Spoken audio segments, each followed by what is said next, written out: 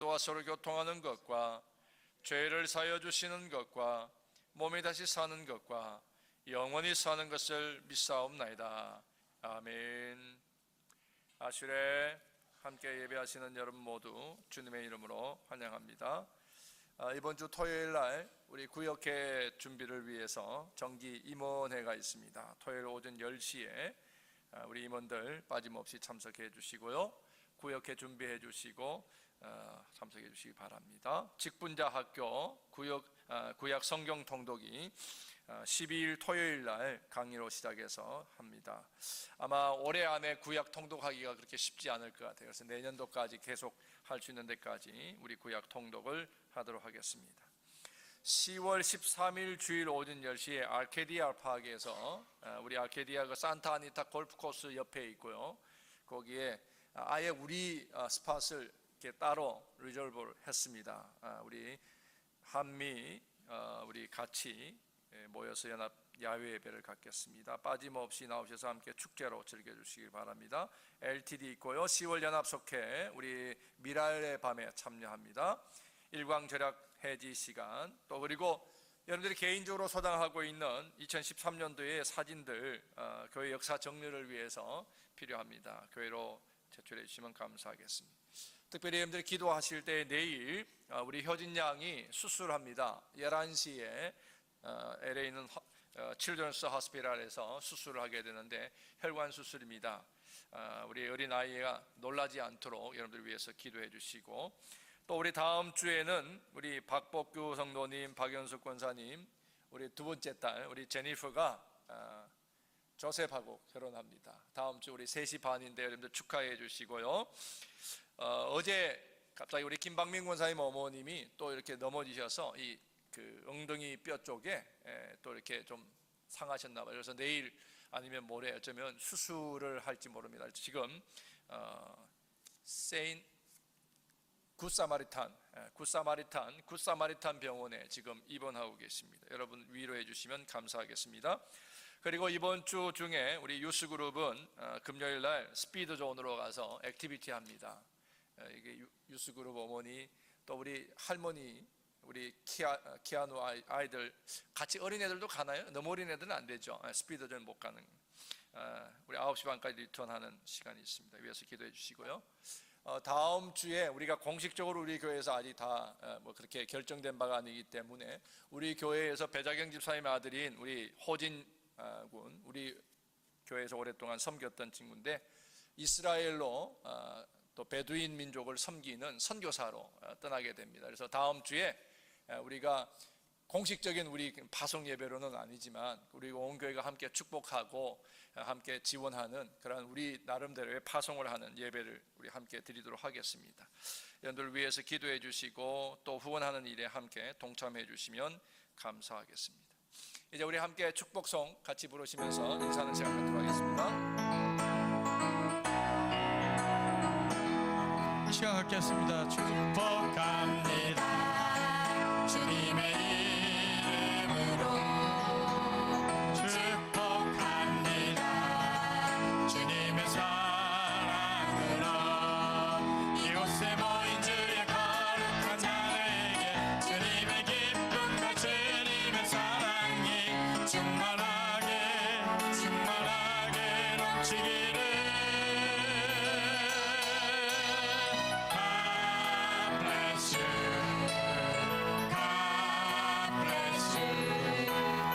축복합니다.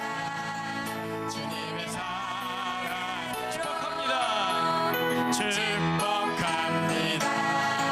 주님의 이름으로 축복합니다.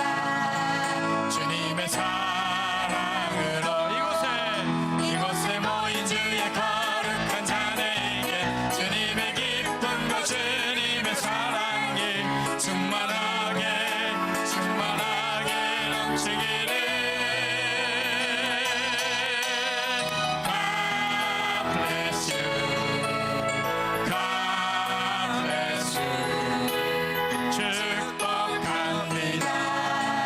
다시 한번 축복합니다. 축복합니다.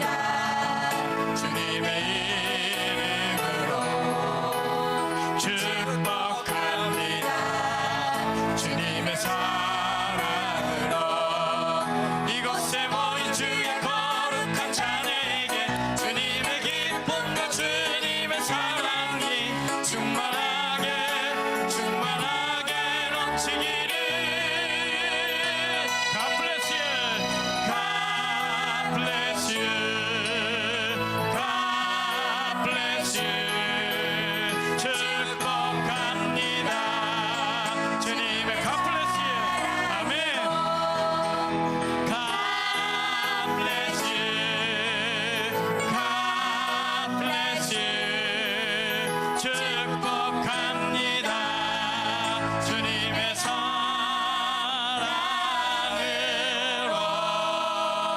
아멘. 우리 이어서 계속 찬양 드리겠습니다. 제가 아침에 성경책을 이렇게 우연하게 이렇게 폈는데 빌레몬서가 딱 나왔어요. 빌레몬서는 신약 뒤쪽쯤에 있는 한 장짜리 성경이에요. 근데 제가 빌레몬에게 보내는 바울의 편지인데 이걸 읽으면서 서두에서 참 감동을 받았습니다. 어쩌면 이 성경의 구절들을 우리는 잘 기억하지 못할 수도 있어요. 근데 바울이 빌레몬에게 편지하면서 자기 안에 있던 어쩌면은 오네시모라는 사람이 저는 잘 모르겠지만 여기에 나와 있는 걸로 보면 빌레몬에게 참 좋지 않은 일을 행했던 것 같아요. 그래서 감옥에 있으면서 쓴 편지지만 부탁한다고, 네가 나에게 은혜를 입었다면 이 친구를 부탁한다고 이렇게 용서해달라는 편지를 대신 쓰고 있습니다. 그러면서 나는 기도할 때마다 그대를 기억하면서 언제나 나의 하나님께 감사를 드립니다. 나는 주 예수에 대한 그대의 믿음과 모든 성도에 대한 그대의 사랑에 관하여 듣고 있습니다. 그대의 믿음의 사귐이 더욱 깊어져서 우리 안에 있는 모든 선한 일을 그대가 깨달아 그리스도께 이르게 되기를 나는 기도합니다. 형제여, 나는 그대의 사랑으로 큰 기쁨과 위로를 받았습니다. 성도들이 그대로 말미암아 마음의 생기를 얻었습니다. 이 앞쪽의 말인데 우리도 기도하면서 늘 누군가를 생각했으면 좋겠습니다. 나만 잘 되는 것이 아니라 우리 믿음의 공동체가 이렇게 함께 생각하면서 중보하면서 믿음의 공동체로 성장하기를 원합니다. 우리 함께 찬양하면서 그렇게 되길 소망합시다. 주께 힘을 얻고 그 마음에 시원의 대로가 있는 그대는 하나님의 축복의 사람이죠. 주님 그대를 너무 기뻐하시죠. 주의 집에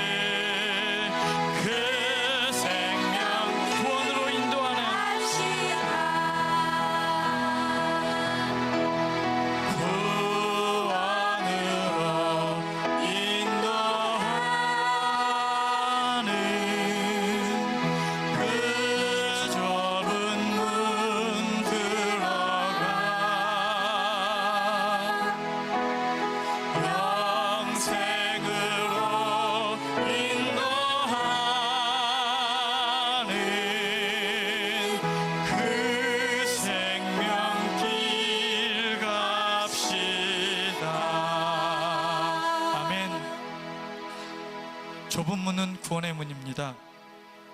좁은 길은 구원에 이르는 길입니다. 이 시간 우리 주님 앞에 예배하면서 우리가 좁은 문으로, 좁은 길로 가기를 원하고 선택하기 원합니다. 그래서 내 안에 있는 쌓여있는 모든 죄를 털어버리고 내가 꿈꾸었던 이 세상의 꿈들을 주님의 초점으로 맞추며 그 좁은 문과 좁은 길로 택하게 가기를 원합니다. 바울이 그렇게 기도해서 용서해 주기를 원했던 것처럼 우리 안에도 그 용서의 좁은 문으로 들어가기 원합니다. 자비의 좁은 문으로 들어가기 원합니다. 생명의 길임을 우리가 알기를 소망합니다. 우리 이 시간 기도할 때 주님, 내가 이제 그 좁은 문을 택합니다. 남들이 가지 않고 남들이 모두 버린 그 문으로 제가 들어가기 원합니다. 그것이 영생의 길이고 생명의 길이지만 아무도 그 길을 택하려 하지 않습니다. 쉽고 편하고 넓은 길을 택하는 오늘 주님, 제가 그 길을 택하며 갑니다. 그 안에 생명, 예수 그리스도의 생명이 있음을 제가 알기에 오늘도 담대하게 그 길을 선택합니다. 우리 그렇게 함께 기도하며 나아가겠습니다. 고마우신 주님 감사합니다. 주님, 나의 힘으로 되지 않지만 주님의 능력으로 제가 그 길에 섭니다. 그 좁은 길로 걸어갑니다. 이제껏 아버지 세상 사람들이 추구했던 삶들을 쫓아 살았지만 이제 제가 그것을 역류하며 주님 주신 그 생명으로, 선한 마음으로, 내 안에 생명 되신 주님의 능력으로 그 길을 택하며 나아갑니다. 주님, 내가 그 길을 갈 때 주님 인도하시고 도와주시고 비춰주셔서 한치의 실수도 없는 아버지 제 발을 실족하지 않게 그 길을 택하며 갈 수 있도록 주님 도와주시옵소서. 주님 그 길로만 갈 수 있도록 도와주시고 영생의 길, 생명의 길로 제가 갈 수 있도록 주님 도와주시옵소서. 주님은 사랑이십니다.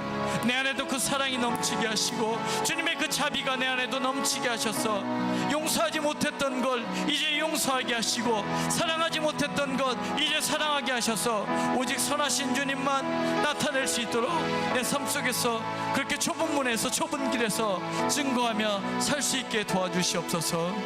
유리 풍성하신 하나님 아버지, 오늘도 호흡을 열어주시고 이 아름다운 성전에 나와 예배 드릴 수 있음을 주님 감사드립니다. 저희들의 눈을 뜨게 하시사 지금도 살아계셔서 하나님의 자취를 보게 하시고 아픈 자를 위해 기도하게 하시며 믿고 기도하는 자의 간구를 최선의 방법으로 응답하시는 주님의 뜻에 순종하게 하옵소서. 그렇게 하여 하나님의 집에 합당한 그릇이 되게 하여 주시옵소서. 용서해 주님, 지난 주간도 주님의 은혜 속에 살면서 담대히 주님의 앞에 나가지 못하였음을 주님 용서하여 주시옵소서. 늘 생각만으로 머물러 있는 저희를 깨우쳐 주시옵소서. 사랑해 주님, 안디옥 교회처럼 자신의 복음에 대한 열정과 성령의 인도를 주님을 찬양하는 주사랑 교회가 되기를 이 시간 간절히 기도드립니다. 주님의 말씀이 살아 움직이는 교회, 찬양이 늘 울려 퍼지는 우리 주사랑 교회, 주님의 반석 위에 세워진 교회, 주님의 약속의 언약을 믿고 십자가를 바라보며 나아가는 우리 주사랑 교회가 되기를 주님 기도드립니다. 인자의 주님, 정말 부끄러웠고 정말 저희 자신이 연약한 이 모습 이대로 나왔습니다. 저희 교회의 유년부에서 중고등부도 있고 우리 청년부, 선교부, 우리 각 곳에서 수고하시는 여러 성도님들이 계십니다. 이분을 주님, 주님의 훌륭한 그의 반석의 일꾼으로 주님 세워 주시옵소서. 이들이 어디에 있든지 함께 기도하며 예배하며 성령님 동행하여 주시어서 그들이 앞으로 이 사회에 주님의 커다란 일꾼이 될 수 있도록 주님 늘 인도하여 주시옵소서. 또한 한 영혼을 주님 품으로 인도하는 일꾼을 만들기 위하여 늘 기도하시는 주사랑 교회를 주님의 품으로 이끌어 주시옵고, 또한 이 교회를 위하여 언제나 열심히 기도하시는 이정한 목사님을 위해 기도합니다. 주님, 바울에게 향한 주님의 뜻처럼 우리 목사님에게도 누구보다도 열심히 주사랑 교회를 섬기는 우리 목사님에게 성령의 두루마리로 입혀주사 주님의 은혜가 넘치게 주님 그의 강건함을 허락하여 주시옵소서. 주님, 우리 성도님들 서로 아끼며 존중하며 사랑이 넘치는 교회가 되기를 간절히 기도하며 아무 공로 없사오나 예수님 이름 받들어 기도드렸습니다. 아멘. 오늘 주신 주님의 말씀 고린도후서 6장 1절에서 2절까지의 말씀입니다. 고린도후서 6장 1절에서 2절까지 제가 가진 성경 신약 성경 222면쯤에 있습니다.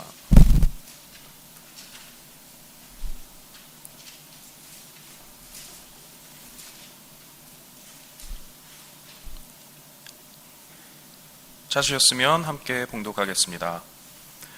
우리가 하나님과 함께 일하는 자로서 너희를 권고하니 하나님의 은혜를 헛되이 받지 말라. 가라사대 내가 은혜 베풀 때 너를 듣고 구원의 날에 너를 보았다. 보라 지금은 은혜 받을 만한 때요 보라 지금은 구원의 날이로다. 아멘.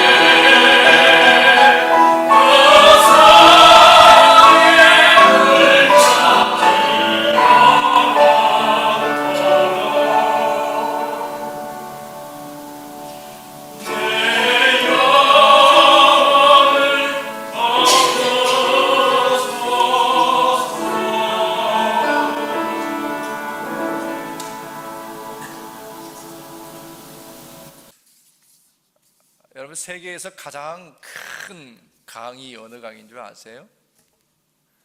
우리 수아 집사님 입에는 아마존이라는 말로 나왔습니다. 아마존이나 아니면 나일강이냐 뭐 다른 강들 그런 이름들이 많이 있었는데 최종적으로 나일강보다는 우리 그 아마존 강이 세계에서 가장 크고 그런 장대한 강이다, 그렇게 결론이 났습니다. 아마존을 배경으로 하는 다큐멘터리가 참 많이 나왔죠. 여러분들 대표적으로 아는 게 아마존의 눈물 뭐 이런 얘기 있죠. 아마존에 관한 다큐멘터리를 우리가 보다 보면 새롭게 하나 느낄 수 있는데, 그게 강인지 바다인지 모를 정도로 그 아마존 강이 크다는 거예요. 아마존 강 중에 폭이 제일 넓은 곳이, 길이가 아니라 폭이 넓은 것은 7km 가까운, 그 정도로 폭이 넓은 강이 아마존 강이라고 그래요. 7km면 한 4마일 이상이 되죠. 4마일 이상이 되는 그만큼 넓은 폭을 가진 강이 아마존 강입니다.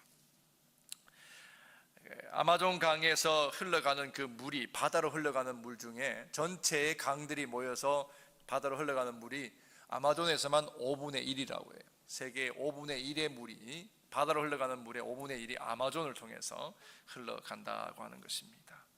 그 강물이 얼마나 크으면 내려가는 강물은 내려가는 강물 속도는 거슬러서 배를 타고 엔진을 달고 올라가도 내려가는 강물의 속도의 2배 이상 빠를 정도로 그 양과 속도가 굉장히 크다고 하는 것입니다. 그런 강 주위에 있으니 나무들은 어떻겠습니까? 굉장히 풍부한 자원을 가지고 있는, 영양분을 공급받는 그런 나무겠죠. 그래서 나무가 참 잘 자랍니다. 그러다 보니까 아마존 주위에는 뭐가 생겨요? 밀림, 정글이 생겨서 거기서 뿜어내는 그 산소가 전 세계에 우리 지구에 필요한 산소의 5% 이상이 아마존 밀림에서 쏟아져 나온다고 하는 것입니다. 어마어마하죠.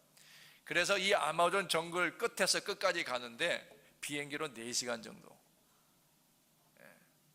그러니까 아마존 대서양 쪽에서 태평양으로 연결되는 그 아마존 주위를 이렇게 하면, 그것이 여기서 우리 쉽게 따지면 워싱턴 DC까지 가는데 한 5시간 걸리죠? 그보다 조금 못 미쳐까지, 그만큼 끝에서 끝이 그만큼 길다고 해요. 그만큼 아마존이 큰 지역입니다. 전 세계의 산소가 5%, 강물의 5분의 1, 20%가, 바다로 흘러가는 물의 20%가 아마존을 통해서 내려간다고 하는 것입니다. 그러다 보니까 그 주위의 나무가 우람하고 또 풍성하고 많다고 하는 것이죠. 그게 나무들이 싱싱하고, 그 나무들이 참 요즘은 뭐 벌목을 많이 한다 그래요. 목재로 쓰고 하기 위해서 벌목을 많이 한다 그래요. 푸르고 싱싱한 이유가 그만큼 영양분을 많이 공급받기 때문이라고 하는 것입니다. 1년 내내 강을 통해서 물이 공급되고, 또 그게 뭐예요? 남미 쪽이니까 태양열이 또 아주 좋습니다. 최고로 나무가 자라기에 좋은 조건을 가지고 있는 곳이 바로 아마존이라고 하는 것입니다. 그 아마존에 대한 다큐나 아마존의 얘기를 이렇게 생각하면서 저는 이런 생각을 해봅니다. 우리 믿는 사람들의, 성도들의 삶에 있어서 정말 중요한 건 뭘까? 나무가 자라기 위해서는 토양이 좋아야 되고 햇빛이 있어야 되고 물이 있으면 되는데, 우리 성도들이 살아가는 데서 가장 필요한 것은 뭘까? 생각해 보니까 역시 그것이 하나님의 은혜더라고 하는 거예요. 하나님의 은혜라고 하는 거예요. 하나님의 풍성한 은혜 속에 살아가는 사람은 이 아마존 강을 중심으로 펼쳐져 있는 밀림의 나무들처럼 늘 푸르고 그리고 풍성하게 살아갈 수 있지 않느냐 하는 것입니다. 그런데 여러분, 물이 공급되지 않는 땅의 나무는 어떻습니까? 마르죠. 그리고 자라지도 못해요. 그처럼 하나님의 은혜가 없는 우리의 삶은 항상 뭘까요? 메마르고 메말라서 그칠 수밖에 없다고 하는 것입니다. 여러분들 지구본을 놓고 한번 보세요. 이 아마존과 같은 위도 정도에 있는 그 땅이 아프리카가 거기에 해당됩니다. 근데 이 아프리카의 땅은 어떻습니까? 굉장히 거칠고 메마른 땅이죠. 사막성이고 그리고 광야와 같은 그러한 곳이 바로 아프리카와 같은 땅이 아니겠습니까? 메마른 땅을 한번 보십시오. 거기에 나무가 잘 자라지를 못해요. 사막성이나 광야에서 자라는 나무들에게는 잎이 있어요, 없어요? 있죠. 잎이 있어요. 있기는 있는데 어떻게 해요? 뾰족해요. 가시처럼 뾰족한 침엽수와 같은 뾰족한 그런 나무들밖에 없더라고 하는 것입니다. 생존의 원리인 것 같아요. 부족한 가운데서 살아남기 위해서는 자기를 방어해야 되고 또 다른 것을 공격해서 내가 뺏어야만 하는 것이 바로 사막, 메마른 땅에서 생명을 유지하는 나무들의 특징이라고 하는 것입니다. 여러분들, 잎이 풍성한 나무는 어떻습니까? 산소를 공급받고 물을 충분히 받아야만 하는 거잖아요. 그런데 물이 모자라고 모자라 영양분이 모자라니까 다른 거에게 빼앗기지 않기 위해서 자기가 공격적이 될 수밖에 없다고 하는 것입니다. 남에게 유익을 주는 이 아마존 유역에 있는 그 나무들은 산소를 공급해서 또 다른 나무들의 또 다른 생물들의 영향력을 주는, 좋은 영향력을 주는, 살아남게 하는 그러한 일들을 합니다. 그런데 사막이나 광야에 있는 가시나무다 선인장 같은 경우는 찌르고 빼앗아야만 하는 거칠은 삶을 사는 것이 바로 그와 같은 것이라는 거예요. 그렇게 보면서 우리의 삶도 한번 생각해 보니까 마찬가지더라고 하는 것입니다. 삶에 여유가 있는 사람은 나누고 베풀면서 살아갑니다. 그러나 부족한 가운데 사는 사람은 여유가 없어요. 살아남기 위해서, 내가 살기 위해서 공격해야 되고 남의 것을 빼앗기도 해야 되는 그러한 거칠은 삶을 살 수밖에 없더라고 하는 것입니다. 그런데 여러분, 여유 있다라고 하는 말은 무슨 말이에요? 물질이, 돈이 좀 있다고 해서 그것이 여유 있다라고 말하는 것은 아닙니다. 물질이 없는 것보다는 물질이 있는 것이 좀 더 여유 있어 보일 수 있습니다. 그러나 그것보다 더 중요한 것은 뭐냐? 여유가 있다는 말은 마음이에요.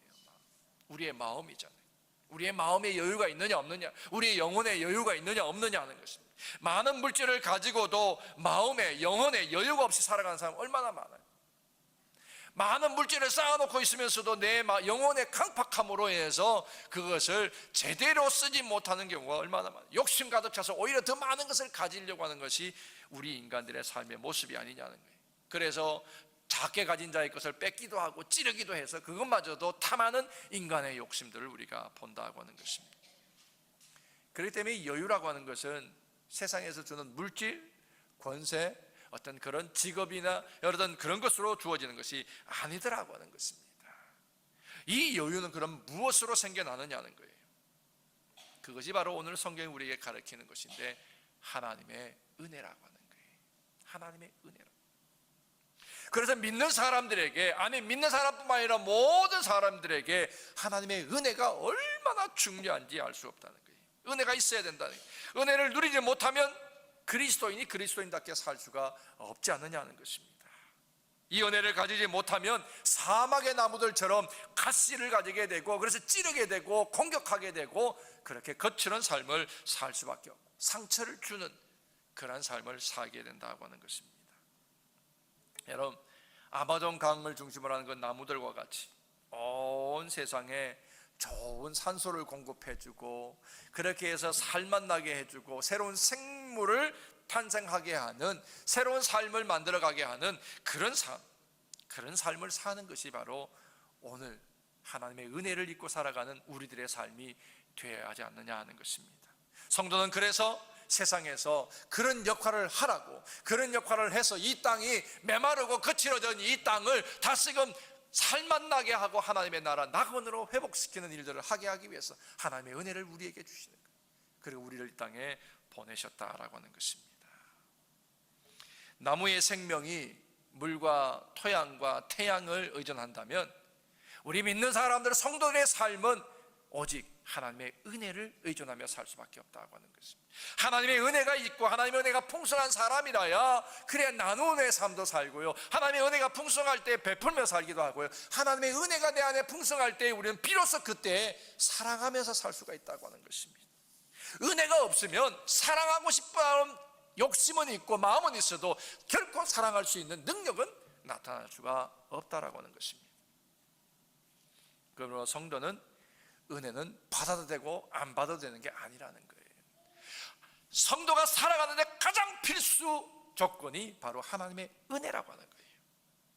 은혜를 받되 충만한 가운데 우리가 살아야 한다고 하는 것입니다. 여러분들 일반 사회에 나가면 이 은혜라는 말을 어디에 주로 많이 표현합니까? 부모님의 은혜, 스승의 은혜, 그 다음에 다른 곳에 또 은혜란 말 쓰는 거 보셨어요? 그렇게 많지를 않아요. 그렇게 많지는 않습니다. 그런데요, 우리 예수님을 영접하고 신앙생활을 시작하면서부터 듣는 말이 뭐예요? 은혜예요. 찬송을 해도 은혜, 그죠? 기도해도 은혜, 말씀을 들어도 은혜, 은혜, 은혜. 우리의 귀가 따갑도록 듣는 것이 뭐예요? 은혜라는 말입니다. 그만큼 은혜라고 하는 것이 우리 믿는 사람들에게 정말 중요한 그러한 것이라고 하는 것입니다. 오늘 성경에도 보니까 이 은혜를 받으라, 이 은혜를 받으라 했는데 어떻게 받으라 했어요? 헛되이 받지 말라고 그랬어요. 헛되이 받지 말라. 우리가 하나님과 함께하는 자로서 너희가 원하노니 하나님의 은혜를 헛되이 받지 말라. 이러시되 내가 은혜 베풀 때에 너에게 듣고 구원의 날에 너를 도왔다 하셨으니 보라 지금은 은혜 받을 만한 때요 보라 지금은 구원의 날이라 그랬습니다. 오늘 성경에서도 우리에게 하나님의 은혜를 받으라고 그랬어요. 그리고 지금이 바로 그 은혜 받을 만한 시간이라고 그렇게 말하고 있습니다. 그러나 언제나 풍성한 은혜를 우리가 누리며 살라고 고면하는 것이죠. 그래야 우리의 삶이 기름지고 열매를 맺을 수가 있다고 하는 것입니다. 그런데 여러분, 믿는 분들에게 다 물어보면 하나님의 은혜를 받고 싶으십니까? 아니요 하는 분은 아무도 없어요. 모두가 다 하나님의 은혜를 받고 싶어 합니다. 그런데 왜 하나님의 은혜가 우리 안에 계속해서 흘러넘치지 못할까요? 하나님의 은혜의 자리에 나오십시오. 하나님의 은혜가 주일에 예배에 함께 하십니다. 제가요 지금 여기 너무 바쁜데 이것만 해결해 놓고 나서 은혜의 자리에 나갈게요. 내가 지금 불경기라서 너무 먹고 살기도 힘들거든요. 페이먼 갚아가기도 힘들거든요. 자녀 교육시키기도 너무 힘들거든요. 우리에게 있는 문제가 페이먼이고 돈의 문제고 자녀의 문제고, 그런 불경기가 우리 주변의 환경과 상황이 은혜 받지 못할 환경의 문제가 아니라는 거예요. 은혜 받지 못하는 것은 무엇 때문이냐는 거예요. 내 가슴 안에, 내 영혼 안에 하나님의 은혜가 넘쳐 흘러나지 못하는 이유가 무엇이냐는 거예요. 그것이 우리의 삶의 환경 때문이에요? 결코 아닌 것을 오늘 분명히 말합니다. 하나님의 은혜를 헛되이 받지 말라고 그랬어요. 여기 하나님의 은혜와 헛되이 받지 말라고 하는 것이 무엇인지, 바울이 강조하는 것이 무엇인지 우리가 분명하게 알아야만이, 그 은혜가 무엇인지 알아야만이, 내가 환경 때문에 은혜 못 받는 게 아니고, 내가 시간이 없어서 은혜 못 받는 게 아니고, 내가 돈이 없어서 은혜 못 받는 게 아니고, 내 자녀가 골치 아프게 하기 때문에 내가 은혜가 없는 것이 아니구나는 것을 알게 된다는 거예요. 오늘 그것을 우리가 분명히 알자고 하는 것입니다.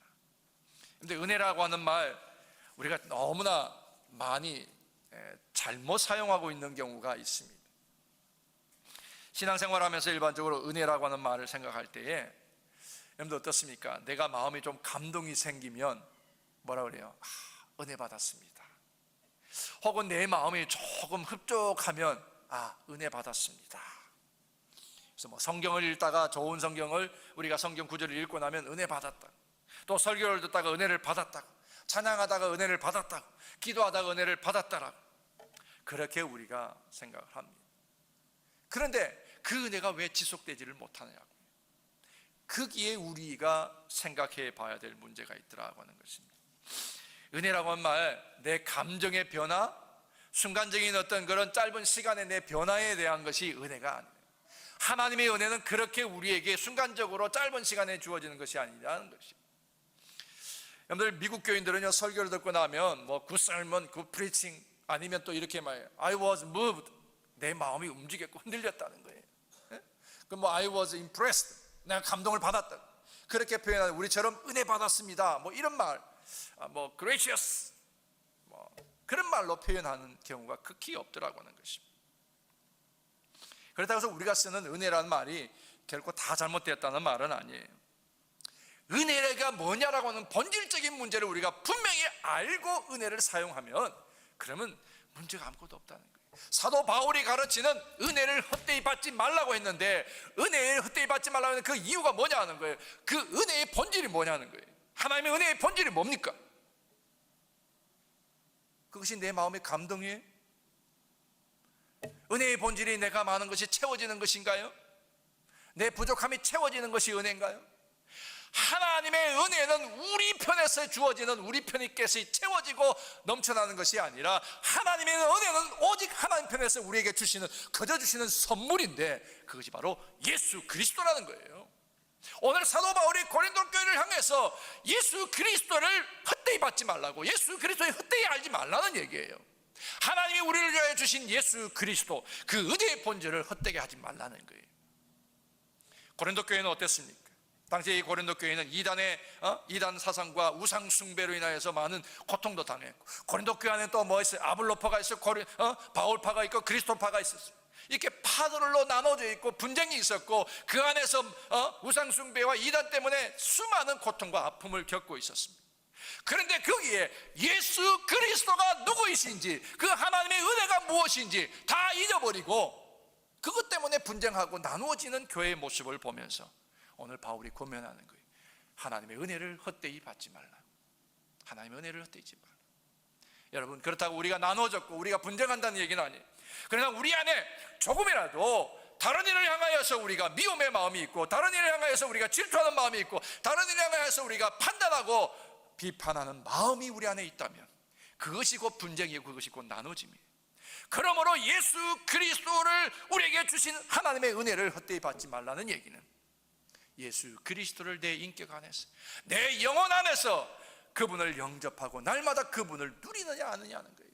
그것이 하나님의 은혜를 받는 것이라고 하는 것입니다. 예수 그리스도를 만난 사람이 하나님의 은혜를 받은 사람이에요. 여러분, 저는 초등학교 1학년 12월 24일 날 예수 그리스도를 영접한 이후에 정말 모든 부흥회는 다 쫓아다녔어요. 요즘 부흥회는 많이 이게 옛날 그런 부흥회와 많이 달라서 부흥의 질과 모든 내용들이 달라졌어요. 그런데 그때 부흥회 때 참석할 때마다 제일 많이 우리에게 선포되는 말씀이 회개예요. 나의 죄와 허물에 대한 회개였어요. 예수 그리스도가 우리에게 필요한, 예수 그리스도가 우리에게 오신 이유가 나의 죄와 허물 때문에 오셨는데, 그것 빼고 예수 그리스도가 우리에게 뭐가 중요한 거예요? 예수님께서 바리새인들을 향하여 독사의 자식아 라고 외치셨어요. 그들을 책망하셨어요. 책망하신 이유가 뭐였습니까? 그들은 11조도 했고요, 그들은 기도의 시간을 매일같이 지켰고요, 그들이 금식도 했어요, 구제도 했어요, 다 했어요. 그런데 왜 예수님은 그들을 향해서 독사의 자식아 그랬을까요? 그들은 그들 스스로가 내가 죄와 허물이 있는 사람이라고 하는 그러한 하나님 앞에서, 하나님의 은혜 앞에 자기 자신을 비우는, 겸손히 내려놓는 그 믿음이 없었다는 거예요. 스스로 자기가 죄 앞에서 다른 사람은 다 죄인이고 나는 그들보다 의롭다라고는 자기 의를 드러내기 때문에 독사의 자식아라고 외쳤었던 거예요. 여러분들, 하나님의 은혜는 우리로 하여금 제일 먼저 뭘 깨닫게 하냐면 내가 누구인지를 깨닫게 하시는 거예요. 내가 누구인지, 내 자신이 어떤 존재인지를 깨닫게 하시는데, 에베소서 2장 1절 이하의 말씀에 보면 너희의 허물과 죄로 죽었던 너희를 예수 그리스도께서 뭐라고요? 살리셨다 그랬잖아요.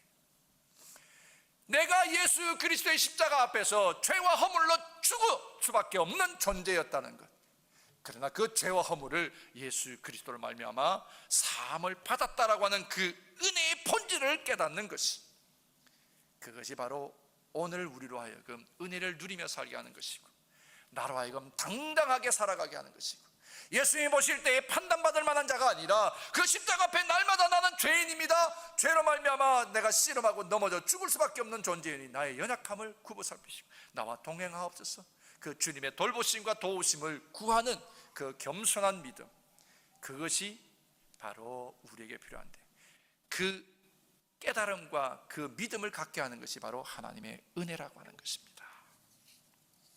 내가 죄인이라는 사실을 깨닫는 것이 은혜의 시작이에요.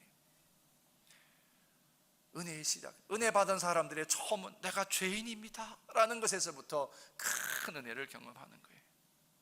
여러분들 풍성한 은혜 속에 사는 사람하고 그렇지 못한 사람의 차이가 뭔지 아십니까? 간단하더라고요. 그래서 내가 얼마만큼 죄를 용서받았느냐, 내 죄를 얼마만큼 용서받았느냐, 내가 하나님 앞에서 얼마나 죄의 모습을 가지고 살아가는지 그것을 깨닫는 자와 깨닫지 못하는 것의 차이예요. 예수님 앞에 창녀도 나왔습니다. 죄인 중에 죄인들도 예수님 앞에 나왔습니다. 그런데 그 뒤에서 독사의 자식들은 그들을 손가락질하고 비평했고 예수님마저 정죄했습니다. 저가 죄인들의 친구라고. 스스로 의롭다고 여기고 죄를 회개하지 않는 자는 결코 하나님의 은혜를 알지 못하는 자예요. 내가 죽을 수밖에 없는 죄인이라고 여기고 주님 앞에 나와 무릎을 꿇는 자가 바로 은혜가 풍성한 삶을 산다고 하는 것입니다. 죄의식을 가지고 살아가는 것이 아니라 내가 예수 그리스도 없이는 죽을 수밖에 없었다는 죄인이었다는 사실, 그걸 깨닫고 그것을 감사하며 살자는 얘기예요. 하나님의 은혜에 강해 사는 사람들의 특징은 나는 의인이라고 생각지 않는다는 거예요. 하나님의 은혜 안에 살아가는 사람 날마다 나는 죄인이라고 하는 생각과 그것을 고백하는 삶을 산다고 하는 것입니다. 내가 죄인이라고 생각하는 사람은 남을 비판하며 찌르지 않는, 나는 죄인이라고 생각하는 사람은 다른 사람의 눈에 허물이 보이지 않고 내 눈에 덜보가 보인다는 얘기. 다른 사람의 허물이 눈에 보이는 것은 내가 의롭다고 생각하기 때문에 그런 거예요. 그래서 바리새인과 사두개인과 모든 율법학자들은 다 유대인들 모두가 다 죄인처럼 봤어요. 그래서 예수님에게 죄인의 친구고 죄인과 함께 밥을 먹는다라고 예수님마저 그렇게 허물 잡았던 것입니다. 내가 죄와 허물로 죽었던 사람이라고는 그 자의식과 정체성이 있는 사람, 다른 사람의 허물을 덮어주게 되고 다른 사람의 허물을 감싸주게 되고 그 아픔을 내 아픔으로 여기고 함께 중보하며 기도하는 사람이 될 수밖에 없다고 하는 것입니다. 바울이 바로 그런 사람이었어요. 그는 로마의 시민권자였고요, 가말리엘 문화생이었고요, 권세와 명예를 다 가진 자기가 가장 의로운 자인 줄 알고 예수 믿는 자를 죽이러 다녔습니다. 누구 봐도 자기가 공의를 내세우고 남을 판단하던 사람이었습니다. 그런데 그가 자기가 뭐예요? 죄인인 것을 깨닫고 나니까, 죄인 중에 괴수라는 것을 알게 되니까 그 다음부터는 모든 일을 정죄하거나 판단하지 않더라고 하는 것입니다. 여러분, 물은 어디서 어디로 흐릅니까? 밑에서 위로 가나요? 물을 거스르는 건 연어밖에 없더라고요. 근데 물은 위에서 아래로 흐르지 않습니까? 비는 하늘에서 내려오지만 물은 낮은 곳으로 계속해서 흘러갑니다. 하나님의 은혜도 마찬가지입니다. 하나님의 은혜는 하늘로부터 우리에게 내려옵니다. 그러나 그 은혜는 낮은 곳으로 계속해서 흘러가게 돼 있어요.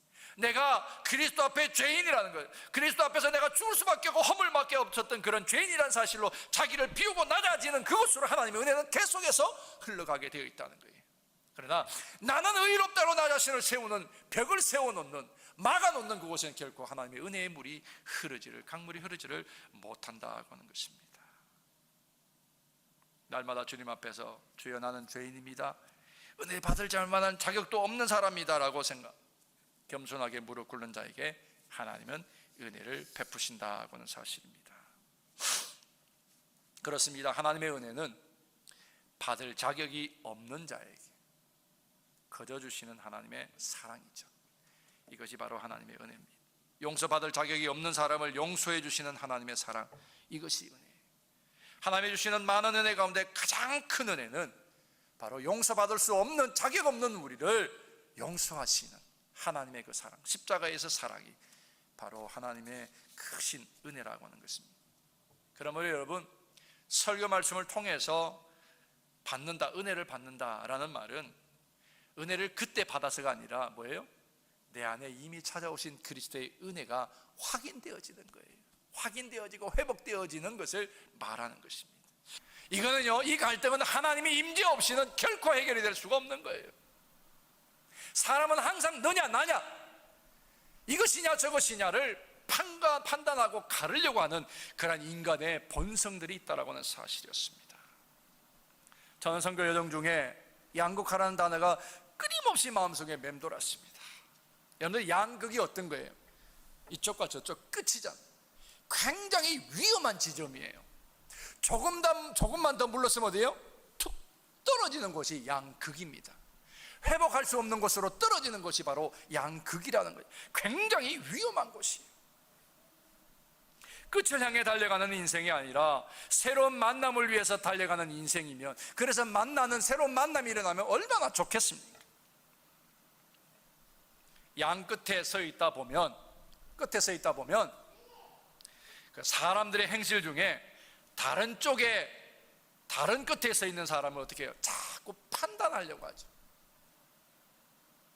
나는 옳고 너는 그러고 틀렸다라고 판단하려고 하는 거예요. 마태복음 7장에 보면 산상수훈에서 예수님께서 너희는 도무지 남을 판단하지 말라 그랬습니다. 만약에 너희가 다른 일을 비판하거나 판단하면 그 판단과 비판을 통하여서 너희가 판단받고 비판받을 것이라고 말씀하셨습니다. 우리는 판단할 수 있는 능력이 없어요. 우리에겐 판단할 만한 능력이나 권세를 우리에게 주시지를 않았다는 사실이에요. 오직 판단할 수 있는 것은, 모든 것을 아시고 판단할 수 있는 분은 예수님, 우리의 하나님밖에 없다는 사실, 그것이 바로 예수님의 가르침이었습니다. 그런데요, 우리는 쉽게 나와 다른 것을 다르다 하지 않고 뭐라고요? 틀렸다라고 한다는 것입니다. 그게 뭐가 같으냐면 나 스스로 어디에 서는 거예요? 하나님 자리에 나를 올려놓는 것과 같은 거예요. 내가 하나님이 되어서 판단하고 생각하려고 한다고 하는 것입니다. 결국 예수님이 그런 행위를 하지 말라고 하는 것, 판단하지 말라고 하는 것은 우리의 관계가 깨어지는 것을 원치 않으시기 때문이에요. 사람이 사람을 판단한 것을 통해서 반드시 그 관계가 깨어지기 때문이라는 거예요. 예수님은 그것을 너무나 잘 알고 계시기 때문에 판단하지 말라고 그렇게 말씀하셨던 것입니다. 양극화, 나와 다른 것을 인정하지 않고 나는 맞고 그는 틀렸다라고 하는 그 양극화의 현상, 바로 오늘 마르다는 마리아에게 그 양극을 스스로 드러내버렸습니다. 그래도 예수님은 그들이 틀렸다 하지 않고 다르다라는 것을 인정하시면서 오늘 마르다를 위로하시고 회복시키시는 말씀입니다. 우리는 마리아와 마르다의 서로 다른 세계관과 생각이 끊임없이 교차하는 그 중간에서 우리가 보고 있는, 내가는 마르다인가 마리아인가 자꾸 갈등합니다. 예수님은 둘로 나눠진 것에 대해서 이런 말씀을 하셨습니다. 스스로 분쟁하는 나라마다 황폐할 것이고 스스로 분쟁하는 동네나 집마다 서지 못하리라 그랬습니다. 무슨 말입니까? 나눠지면 결국엔 둘 다 떨어지고 만다는 말씀입니다. 사람은 다르다는 것을 인정하지 않고 틀린다고 인정하고 포기하기를 잘해버리는 거예요. 그러나 하나님은요, 일시적으로 한 차례 생겨날 수 있는, 인간 속에 안에서 생겨날 수 있는 다툼과 분열이 있다고 해서 하나님은 그들을 포기하지는 않으신다는 거예요. 사람은 나하고 다르면 틀리다고 포기해버리지만 하나님은 다른 것을 인정하시고 그것을 또한 네가 다르고 너도 다르다는 걸 인정하시면서 그들을 하나님의 품 안으로 끌어안으시는 그 긍휼과 자비를 베풀어 주셨다는 거예요. 바로 오늘 예수님이 마르다가 극으로 가지만 그를 끌어안으시는 모습 속에서 우리가 볼 수가 있습니다. 여러분들, 예수님의 제자들 한번 보십시오. 사실 오합지졸이잖아요. 오합지졸. 그냥 다 자기가 원하는 대로만 생각을 하고 판단을 했습니다. 제자들은 누가 최고냐, 누가 제일 똑똑하냐, 누가 제일 사랑 많이 받을 것이냐, 그것에 대해서 관심이 많았습니다. 그것으로 다툼이 있었습니다. 근데 하나님은요, 저와 여러분을 만드실 때 우리 안에 마리아의 모습만 넣어두지 아니하시고 마르다의 모습 또한 우리 안에 두셨다는 사실입니다. 그러므로 우리는 이제 하나님께서 마르다와 마리아를 통해서 이루기를 원하시는 그 뜻과 꿈을 이루기 위해서 그 꿈에 순종함이 필요하다고 하는 것입니다. 무엇입니까?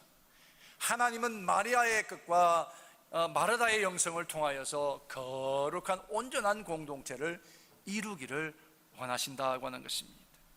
하나님은 우리가 예수 그리스도의 이름으로 하나님을 영화롭게 하시고 또한 우리를 통하여 사람을 축복하기를 원하신다고 하는 것입니다. 동시에 두 가지를 다 하는 유일한 방법은 마르다처럼 섬기고 마리아처럼 예배하는 것이에요. 그러면 우리는 하나님의 거룩한 공동체를 이룰 수가 있다고 하는 것입니다. 예수님이 베다니에 가셔서 신성과 인성의 충전을 이루셨던 것처럼 우리는 교회 안에 와서 마르다와 마리아가 함께 만남으로 인해서 교회가 완전해지고, 그러므로 하나님의 나라가 완성되어지고 그 안에서 하나님의 위로와 평강을 누릴 수 있는 기회를 얻어야 한다고 하는 것입니다. 제가 이번에 읽은 책은 토미 테니의 책입니다. 그분은 이 본문 말씀을 이렇게 표현했습니다.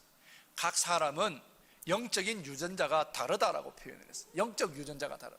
마리아가 가진 영적 유전자와 마르다가 가진 영적 유전자가 좀 우성과 열성이지만 좀 다르게 나타난다라는 것입니다. 그러면서 균형이라는 게 뭐냐, 균형이라는 게 뭐냐라는 질문을 던지면서 우리에게 대답을 하게 합니다. 근데 균형이라는 게 뭘까요? 균형이라는 것, 그것은 바로 다양성을 인정하는 것이 바로 균형이라는 거예요. 너와 내가 틀리다는 것이 아니라 너와 내가 다르다는 것을 그냥 인정하는 거예요. 균형은 그 다양성 속에서 조화를 이루어가는 것이 균형이라고 토미 테니가 그렇게 표현했습니다. 마리아는 어떠한 영적 유전자가 강할까요? 예배에 대한 영적 유전자가 굉장히 강한 사람이었어요. 언니가 뭘 하는지에 대해서 관심 없는 건 아니었지만 그것보다 예배, 예수님의 말씀을 듣고 그 예수님을 경배하는, 예배하는 그 일을 다 중요하게 여겼던 것이 마리아였습니다. 마르다는 또 뭐예요? 섬김에 탁월한 영성을 가지고 있었어요. 섬김에 탁월한 영성. 그래서 두 사람의 이 영성이 서로 조화를 이룰 때에 그것이 균형이 되는 것이고, 그 균형이 하나님이 원하시는 우리의 영성이라고 하는 것입니다. 마리아와 마르다의 조화는 하나님을 향한 마리아의 패션, 열정이죠. 마르다의 컴패션, 연민, 사랑, 긍휼, 자비, 이것입니다. 긍휼과 열정이 나누어지지 아니하고 조화되어지는 것, 그것이 균형이고 그것이 바로 우리 기독교인들이 추구해야 될 영성이다. 제가 이 책을 읽으면서 굉장히 많이 그 가운데 동화되어지고 그게 동기부여가 되어졌던 것이. 그러면 여러분, 우리가 사는 동안에 가장 우리의 마리아와 마르다의 영성이 다르지만 그것이 가장 조화 있고 균형, 하나님 오늘도 우리에게 허락해 주신 것처럼 우리가 하나님의 은혜를 헛되이 받지 않게 하시고 예수 그리스도를 통하여 허락해 주신 하나님의 그 끝없는 사랑, 헤세드의 그 사랑이 우리 안에, 그 사랑의 은혜가 우리 안에 정말 나를 나되게 하는 은혜가 되게 하시고, 나를 풍성케 하는 은혜가 되게 하시고, 내가 행복하게 되는 은혜가 되게 하시고, 이렇게 내가 이 땅을 살아갈 능력이 되는 하나님의 은혜가 되게 하옵소서. 하나님이 세상에 헛된 것을 구하지 않게 하시옵소서. 아버지, 인간으로 분쟁하고 나누어주고 미워하고 시기하고 질투하는 어리석은 아버지 일들로 인하여 우리의 영혼이 피폐하게 되지 않게 하시고 우리의 영혼이 깨어지지 않도록 하나님의 은혜가 내게 족하여서 모든 것을 용서하시고 모든 것을 관용하시고 품어주셨던 그 하나님의 사랑으로 우리가 함께 더불어 하나님의 나라를 이루어갈 수 있는 은혜가 우리 안에 넘치게 하옵소서. 오늘도 주님, 그렇게 내가 그 은혜의 통로요, 내가 그 축복의 통로로 살아가기를 결단하며 예배하고 우리의 찬양과 예배를 연락하시고 우리 가운데 한없는 은혜로만 충만케 하여 주시옵소서. 예수님의 이름으로 기도 올려옵나이다. 이제 준비하신 예물 하나님 앞에 봉헌하시겠습니다.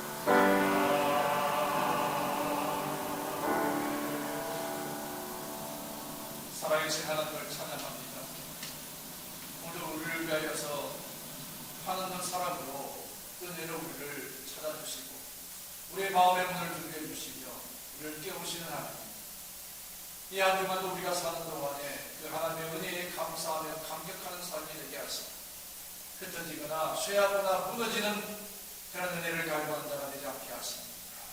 오직 나를 위하여 죽으신 예수 그리스도의 그 십자가의 은혜로만 살게 하옵소서. 이 한 주간에도 하나님, 우리가 승리의 노래, 감사의 노래, 감격의 노래만 부르게 하시고 그 주의 나라가 우리 가운데 영원하고 거룩하게 세워지는 복된 한 주간 되게 하옵소서.